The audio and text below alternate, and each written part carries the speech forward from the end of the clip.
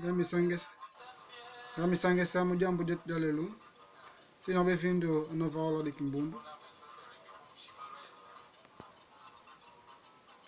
Lelo tendazela ya longo ni idiando ni ididi ya mukutu wetu. Vamos falar de órgãos e parte do nosso corpo. E aqui tem alguns membros e parte do nosso corpo. Temos o primeiro de cano.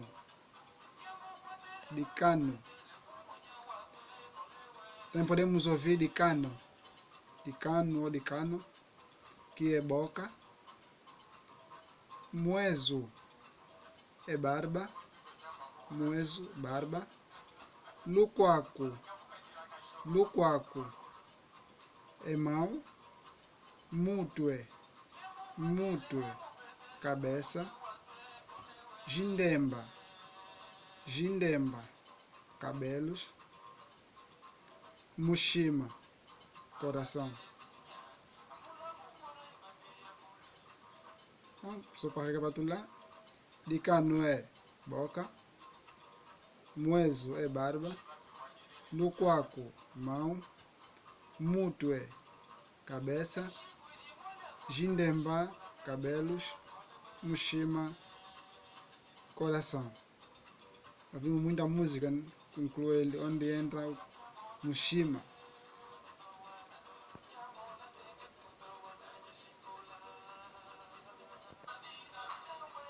E aqui temos alguns que ficam.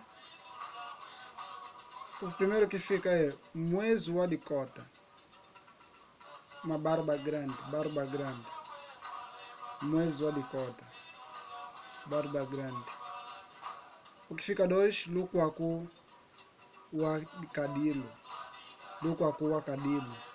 Esse o apoio alguns tempos pode pronunciar Lua Cadilo. Também dá no mesmo. Que é mão direita.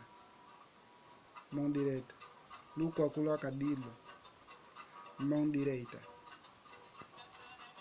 Então essa é nossa aula de hoje. Vamos disponibilizar outra parte. Fique aí atento.